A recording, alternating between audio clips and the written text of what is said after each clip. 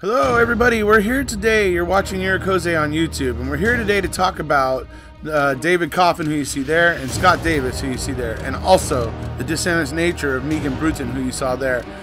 This is a wholly circumstantial case that hinges on the fact that Meighan manipulated the situation, and Scott may very well be innocent. So we're going to go over some of those things here today and in videos to come.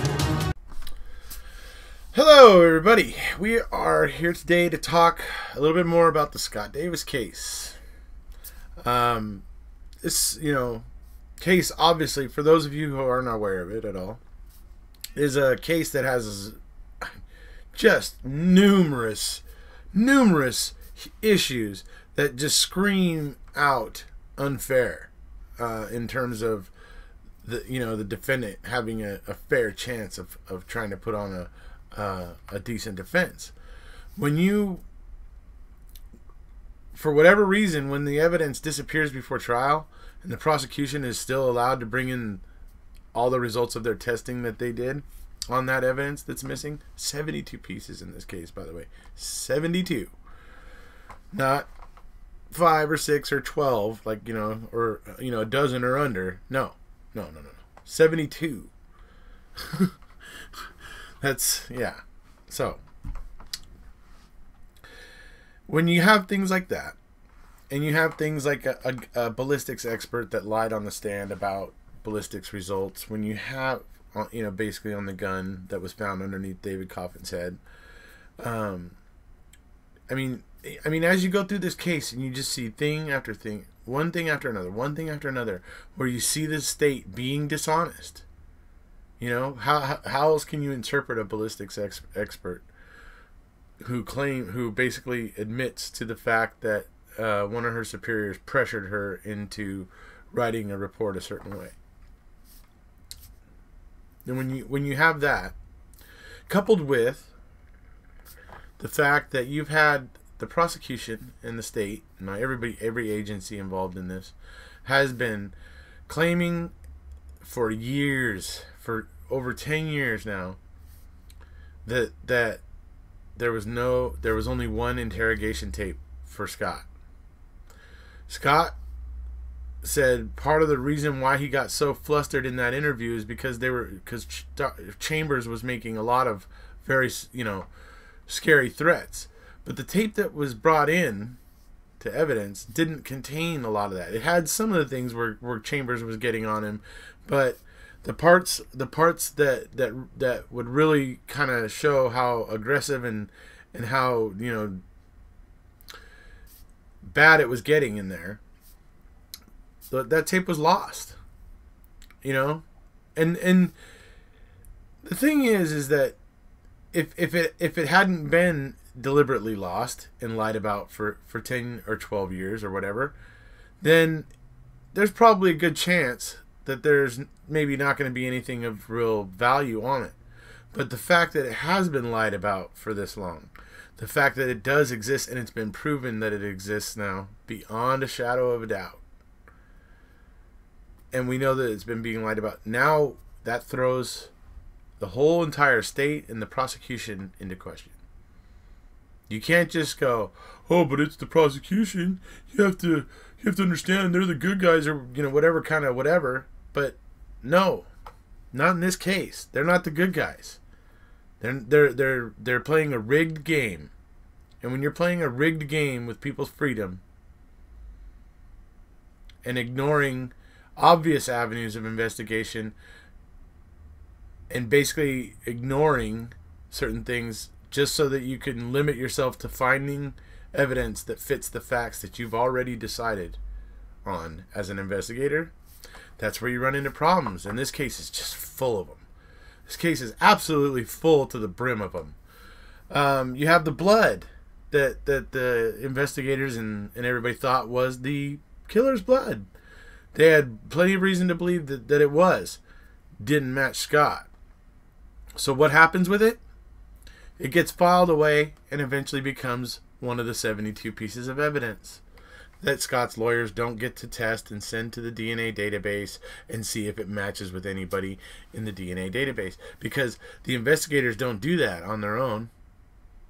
They don't do it if they don't want to. If there's a reason why they don't want to, they won't do it. They won't send it off to be to the FBI database to be, compared against the FBI database. So because of this, the thing ends up getting filed away and becomes one of those 72 pieces of evidence lost that Scott's lawyers didn't get to test. That was my good friend Blue that you just saw there. He was basically trying to tell me that it was time to move on and get to the point of the video. So here we go. Okay, so the reason why we're here today to talk about the case here is there's the question of the night when this all happened, like when the night that Scott was arrested, which is actually the night of the 10th and the morning of the 11th, because it's like happening around 11, 12, 1 a.m. On the 10th going into the 11th. So there was somebody at Scott's house. Scott has said for a long time that, number one, he was attacked by somebody a couple days before, or a day, or I can't remember if it was a day or 2 days before David Coffin was killed, but that he had an intruder at his house that he thought was basically, he felt was trying to rob him or something. We also know that the Porsche was found on the 10th, the morning, like around 11:30, right before noon on the 10th, and that it had some things of Scott's in it. So these like Olympic bags from when him and Meighan had worked at the Olympics that were there in Atlanta. So it makes sense that this person came there maybe to collect something. So to plant that could place Scott somewhere, or incriminate him. And it would seem to have worked because those bags in the Porsche are very odd. Why on earth would, if Scott was responsible for all this, why on earth would Scott have taken Olympic baggies into the Porsche and left them there like that to be discovered later? I mean, it doesn't make sense. What were they for? Why would he have had them? It's just, yeah. So they're to me, the fact that those bags are there is kind of conspicuous. Like, why are they there? Why would Scott have had those with him, and why would he have left them there like that? Just doesn't make sense. And then we also have the fact that those fingerprints found on the Porsche were not Scott's. They were never put in AFIS, so we don't know whose they were, but they weren't Scott's. So we have, getting back to this intruder. So we have this claim that Scott has that this person, was an intruder and tried to rob him and tried to actually take his car that day, but he had a special kind of ignition, kill switch type thing in the car that kind of ended up baffling this intruder, and they ended up running. Now, the night of the 10th, obviously going into the 11th, Scott gets home at one point, and he goes upstairs, and he's getting ready, and he's reading a book, but then he looks out a window, and he sees like some light, some dancing of light or whatever. So he goes downstairs and sees his patio door is on fire and all this stuff, and then he sees somebody there that runs. So because he had heard something when he saw the dancing light upstairs, he was already came down with his gun, and so he went out. He went out into the backyard chasing this person that he saw. They fired some shots. Now, Scott's only fired a certain amount of shots. He had a shotgun, but the whole thing about this night is that the cops are saying no, but there was only shots from Scott's gun or whatever. Well, there was a neighbor that heard 6, and apparently Scott only had, well, with a shotgun you would usually have 2, right? And if you reloaded, you would have maybe 4. Now this could be a certain type of one that holds more, that actually holds more shells, but the thing is that there was supposed to be only 5 shots, but a neighbor actually did attest to hearing 6 shots, which would account for a person firing back at Scott. There was a piece of clothing on the fence, according to Scott. As this person was going over the fence and stuff, they left this piece of clothing that I guess snagged on a piece of the fence or something, and so this piece of clothing was left there.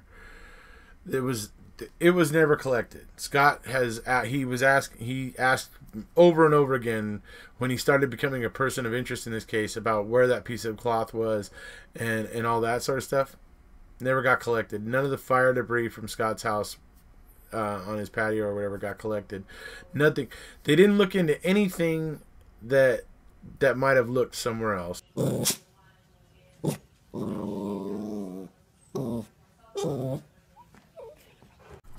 Well, I don't think Blue cares much for the way that the investigation went. Can't say I blame him, because I feel the same way. So anyway, so as we move on, we would realize, if you've been following this case at all, or if you've been watching some of my videos about this case, you've probably heard me talk about Meighan Bruton. She knew that David had been shot in the head before anybody else. And it's been proven that she had the information before anybody else. And she actually told her best friend, and her own best friend was just like immediately hit with it. Like didn't know what to think, because her friend's telling her this house is burning, and yet she's telling her that the man inside has been shot in the head. So that created a bit of a problem. I think Blue finds that prospect a little scary, judging by his ears there. Anyway, so when you take this all in and you find out there's these 2 attacks on Scott, well, these 2 incidents with Scott with an intruder. Scott claims that there was 2 interrogation tapes. He has now been proven correct. Scott claims there was a piece of cloth that got ripped off of the person's clothes when they were jumping the fence, that was on the fence, that never got collected. And what lends credence to that is that the fire debris from the patio was never really collected. So the fact that they were not collecting anything from Scott's backyard kind of tells you that they were making decisions right there on the spot. Which is, if you've heard me talk about with Zellner's investigation in the Stephen Avery case, and her expert on criminal investigations, who is Mr. McQuarry, who is a huge guy with the FBI. He's the guy who, has been there the longest. He's just the most knowledgeable. He's the guy that trains other countries that are trying to get their FBI up and running and stuff. He actually gets sent over to those countries to help them get an expert on investigations. And he says clearly that pretty much exactly everything that Detective Chambers did in this investigation is wrong. He was jumping to conclusions quickly. He jumped from a evidence-based investigation to a suspect-based investigation within just a couple of hours, and that is a big no-no according to Mr. McQuarry. It prevents you from collecting evidence that ends up telling you a story that could possibly point at somebody besides the person that you're fixated on, and it's always a good thing to do, no matter how sure you are that you're right in the beginning of an investigation, to always take in all the evidence as much as possible so that you can look at it all and see if you're actually getting the right person, or if you're just hoping to get that you're getting the right person. With this case, there was a lot of pressure from David Coffin's family, very rich and powerful family, and they were putting a lot of kind of stress on Fulton County and the state of Georgia, kind of, and because they wanted justice for their son, which is perfectly understandable. I bear no grudge in terms of that, but their pressure on this whole situation forced them to go after Scott. Now here's the thing. Meighan had the knowledge of David being shot before anybody could possibly have it. And when we think about that, now, in one of the crime shows, I don't know if any of you have watched some of the Dominic Dunn and some of these other crime shows that have checked out the Scott Davis case. There's one where they have this clip of Meighan saying that, oh, and it's always, and in these types of situations, 9 times out of 10, it's the woman who ends up dead, and that fact has never been lost on me. Now, I always found that odd to hear her say that just the way that statement comes out of her mouth, kind of like that. And it kind of tells me she was putting a lot of thought into it. Because the fact of the matter is, she knew that David was shot. How did she know that? And let's think about the situation here for a second. A lot of people may not know this, but I know this because I've seen some of the call records. David was actually pursuing somebody else when the day, literally his last phone call from his home phone, outgoing, was him calling this girl that he was pursuing. He, I think, was kind of starting to cool things off with Meighan, but I don't think he was just ripping it off like a Band-Aid. I think he was kind of just trying to ease away. I think Meighan caught wind of this after she'd already self-destructed her marriage with Scott pretty much and everything, and now she was feeling betrayed. This is just a theory of mine, but now she's feeling betrayed by her new beau, this guy that she thought was so great and so grand and she was over the moon for, and he's interested in somebody else. He's pursuing somebody else, and he's less interested in me. And I think this may have caused her to lose her stuff. And I'm not saying that she did it herself. Be more Meighan's style to, I'm going to say this nicely, to use her feminine wiles to coax and convince someone else to help her to do it. The reason why that would also work, folks, is because Meighan would have also had access to those Olympic baggies that were found in the Porsche. She would have had access to those too, because her and Scott both worked at the Atlanta Olympic Games, and they had taken a bunch of these bags after it was all over. They had taken a bunch of these as like souvenirs to like use for whatever, like trash bags or something, whatever it was they were planning to use them for. But they had kind of a lot. So when they split, they both had a bunch of these bags. So it's plausible that Meighan gave whoever it was that she may have been working with on this, because when you think about it, who are the two people in this that got harmed? Who's the two people in this that did not have a happy ending? Okay, David certainly didn't have a happy ending, who had just begun to pursue somebody else. And Scott ultimately didn't end up with a happy ending. For 10 years, they didn't bring charges against him because they knew that the case had issues.